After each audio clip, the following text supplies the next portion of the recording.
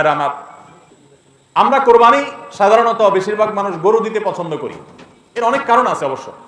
আমাদের দেশে ছাগল উৎপাদন হয় খুব কম, নানা কারণে ছাগল উৎপাদনের জন্য আমাদের এই দেশ, পৃথিবীর অনেক দেশে ছাগল অনেক বেশি উৎপাদন করা যায়।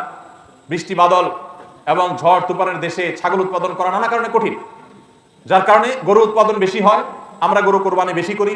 এটা দোষের কিছু না, বরং এটা স্বাভাবিক।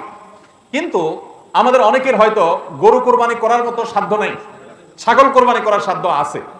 তারপরও দেখা যায় হাওলাত বরাত করে হলেও গরু কোরবানি দেয়। কেন?